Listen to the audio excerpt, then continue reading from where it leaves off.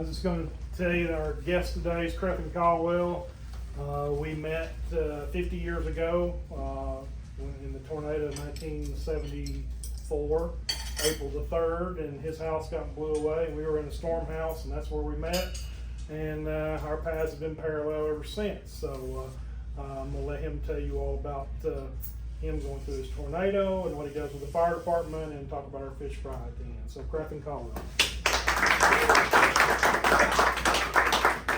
Well, I appreciate the opportunity to come down here and talk to you guys. You know, when I was a kid, a little snot-nosed teenager and a know-it-all, I never thought I'd be down talking to the Rotary Club, you know, at any point. But thank y'all for having me. I'm going to introduce myself. Of course, I know a lot of you guys. My name is Crethton Caldwell. It is a family name, and I was named after my papa. I do have a grandson named Crethton, which I think that's only two. So, and I work up at ARO, Arnold's Air Force Base. I'm a test operations supervisor, so that's what I do for a living. But I've been on the county fire department for 36 years. So since I was a very wee lad. And the reason I got on the fire department is my dad, Maurice Caldwell, had a lot of rental property, and one night we had one of our rental properties catch on fire, and the Flintville Fire Department showed up, and they were struggling. And I was up there, of course, doing my part for my dad, but I looked at the situation, I thought, you know, these guys need some help. And then I got to thinking, you know, these are the guys that are going to come and put my house out, or they're going to come cut my family out of the car in a wreck, or they're going to save them out of the river. So I got involved. I'm the type that I'm not going to gripe and complain about nothing unless I'm involved in it. You don't vote, you don't need to gripe about who's in office, you know? So I put my money where my mouth was, joined the fire department, and of course, after that, I kind of recruited Don, kind of tricked him into getting on. He likes the video stuff, so I said, just get on. Just get on and you can come film everything. You won't have to do nothing. And I think he took the camera one time and just filmed. So Don's been my right hand through a lot of this. Our fire department has really grown out at Flintville. Our fire department actually started, and I think I'm right on these dates. We had a fire department in Flintville back in the early 60s, and it was started by my dad, Thomas Earl Hudson, Tube Collins, Cedar Collins, some guys in the community. Actually got a fire truck given to him from the city of Fayetteville. It was convertible, old La France. It was a hand crank job. And to hear my dad talk about it, you know, of course it would never start, you know, the hoses were heavy on it, but it was a fire truck. And there was no way to communicate when they had a call. So if they seen smoke, they went. If they were bored, they went looking for smoke. But you know, the history of the Flintville Fire Department started at that time. So my dad was involved in it. The formal county fire department, I think, was established in 1974, and Flintville got established as a county fire department in 1978. So, but we were leaps and bounds ahead of any other community in Lincoln County because we had that fire truck. So, you know, when things kind of started changing, and of course restrictions now on training, and you know, got to meet this requirement, got to meet that requirement. The fire department no longer was a social club, which it had the image of a social club. Bunch of men in the community met once a month. They ate, you know, played cards, whatever. But the dynamics of the whole thing has changed that now. So regulations, state requirements, federal requirements, OSHA requirements, NFPA requirements means that we have to do a lot of training now. Now we do all sorts of things. You think fire departments, you think fire suppression, but that's only this much of what we do.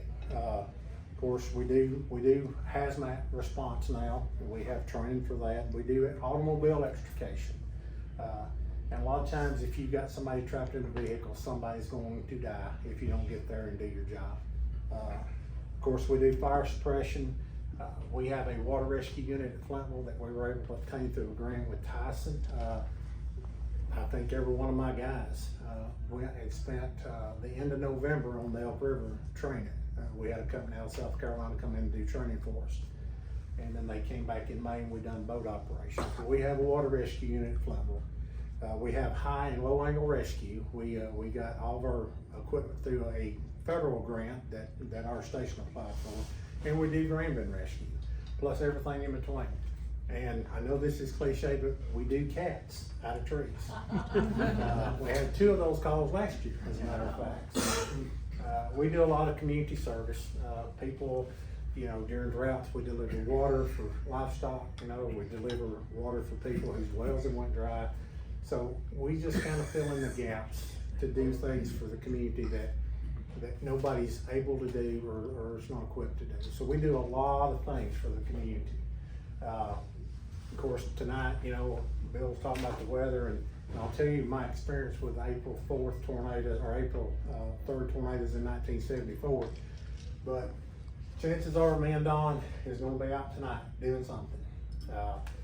It was, I think yesterday was a year ago when the tornado came through Borderline Road, which was out in our area. We went out and was out probably for 36 hours straight doing recovery work. And not because, you know, it's our job. That's what we do. No pay, of course. Being volunteers is just that. We get no pay whatsoever. Now the county does do a kind of like, it's not a strapping, but they had it's a retirement type thing that they fund for us, which is a big help. You know, it's not a lot, but it's something, and it's their way to say we thank you and we appreciate it. But in 1974, April 3rd, which is tomorrow, and it was actually on a Wednesday night because I was 7 years old and was wanting to go to Wednesday night church. And we had a dairy farm at Flintville. That's what my dad done. We milked cows. And it had been kind of just like this all day, just kind of a weird day. It was very warm for April. And we had been to school. We come home from school. We done our chores and we got ready to go to church. And Mom and Dad wouldn't let us go to church. So the weather got a little rougher and it got real pink. You remember the night, that evening before dark, it was just so pink outside. And I'll never forget. And I was 7, but I was telling Bill, I remember everything about this day so vivid, like it was yesterday. But so it got bad, and at the time, Wixie Radio, AM radio station, was here on the bypass, and they had come back on the air. They went off at dark. And when dark, they had to go off there, but they had come back on air, and they were reporting the weather. The power was off. Ken Rainey was Channel 31. He was the weather guy on 31. And back then, the weather radars were just big white blobs. I don't know how they could tell what was what, but it didn't look good. I remember Ken telling us it didn't look good. So, but the power was off, and we were all sitting around, and there had been 3 tornadoes that had came to the west of us earlier that evening. And of course, when you're 7 years old, you know, you really don't know what to be scared of. So you look to your parents to know whether I need to be scared of this or not. And I remember my dad was so calm and collected. And he and my papa were sitting out on the porch, and me and my little brother was out playing around, and there was, the way our road is, it kind of went down and curved around. And so a quarter of a mile kind of up on the rise, there was a big 3-story Victorian house, beautiful house. But I remember looking up at that house and seeing it lighting real bad. And you could see the house, but you could see just a big black funnel behind it. Of course, I didn't know what that was at the time. The one that hit us was an F5, and it was a mile wide at the bottom. It lightened again, and the house was gone. Couldn't see the house. So my dad gathered all of us up. There was my family, which was 6. We had some farm hands because we were milking. And my grandparents, there was 19 of us in our house. And we were all kind of mashed up into the hallway. And I remember my dad had my little brother under one arm, and I was under the other arm. And he looked at my mother, and mother said, "What's wrong?" Daddy said, "It's coming." Just calm as he could be. And again, I didn't sense fear from my dad then, so I wasn't real scared. Next thing, the noise was terrible. The freight train thing is absolutely true. I remember the corner of the roof lifting off the house, and then it was just as quick as a snap of a finger. And it was raining in our living room. And it was like, that's strange. You know, we're outside. I mean, we're inside and it's raining inside. So after we kind of collected ourselves, my dad done a head count, make sure everybody was still there. We all survived. My papa was injured some, but we dug our way out of the debris of the house. And like I said, everything was gone except for the hallway where we were at. There was 7 vehicles in our driveway before the tornado hit. When we come out, they were all gone. Everything was gone. We started walking back toward Vantown. We lived between Flintville and Vantown. We started walking toward Vantown, which way that it came from. And I remember my dad turned around and said, "We don't need to go this way. There's nobody left." Because as far as you could see, no trees, no fences, no power lines, no houses, nothing, just like the desert. So we turned around, we went to walk back toward Flintville, and we got picked up. And we got to Don. This is where I met Don at, was in the storm house that was in Flintville, and that's where everybody was at. Now, I was telling Bill, when we got out of the debris, you could see the one that just hit us going back into the northeast, but over to the west of us, there was 2 more, one right behind the other. It was almost like they were out hunting us, and that's what it felt like. Usually, you have the bad storm come through and it's gone and it's done. This night was not like that. There was 72 tornadoes within a 30-mile radius of Huntsville, Alabama. They was just one right behind the other. So we ended up down my grandmother's house, and she lived over toward Elora, and of course debris and everything in between. But we went back the next day. Of course, we lost 80 head of cattle. We lost our house, barns, equipment, dairy barn, all gone. Completely gone. And my dad was a strong man, but this brought him to his knees. I'll never forget that. But anyway, so I relate. Now, 2014, we got hit again. Not as bad this time. It didn't take nobody's house, but it took 3 of my barns. It followed the same exact path. And that was the year that it hit South Lincoln School. We were out, of course, over toward Shady Grove and E&D's Barn Grill, which had gotten hit by a tree, along with Power Company, and we had Channel 48. What year was this? 14. 14. Yeah, April 27th, I believe. Yep. And Channel 48 was tagging along with us too. They were covering the damage, and the tornado sirens started going off, and we're like, what's going on? The tornado's doesn't come through, it's done. But the radio, there was one on the ground Lincoln, that's the one that went through by South Lincoln and killed those folks in that trailer. So, and then we were out for 2 or 3 days after that. A lot of us had damage that we had to recover from, and FEMA used our fire station because of the size. They used it for a staging area. We had water and tarps and all kind of things. So our fire department is well involved in all aspects, search, recovery, and rescue. And we're a bigger part of rescue, a part of recovery. We've tried to build our station, and I don't know if any of you guys have been out in Flintville. I think most of you probably haven't. If you're ever in Flintville, stop by, see our station. It's a very large station, and we built it with that in mind. We built it with in mind of having to shelter folks. We've got bathrooms, we've got shower facilities, we've got a full kitchen, fixing to have an emergency standby generator. So we're trying to build for that. We're trying to build to be able to shelter folks. If, and last year, on the borderline road, we could have very well had to shelter some folks. So we've done all that for that reason, but the way that we've been able to do that is with support from you guys. I hear this a lot, it's like, well, you guys shouldn't have to fundraise, you should be able to have the funding that you need. And well, maybe we shouldn't. In a perfect world, maybe we shouldn't. But a lot of people don't understand, if you spend money on a government function, you have to raise money to spend money on that function. And we understand it. And our community understands it. So fundraising is a big part of what we do. We have 2 big fundraisers a year. And we have bought trucks, and we built buildings and paid off stuff and bought equipment. Like I said, if anybody wants to question where the money goes, if they donate to Flintville, all they gotta do is just drive out. We can open up, you can walk in and you can see where the money's went.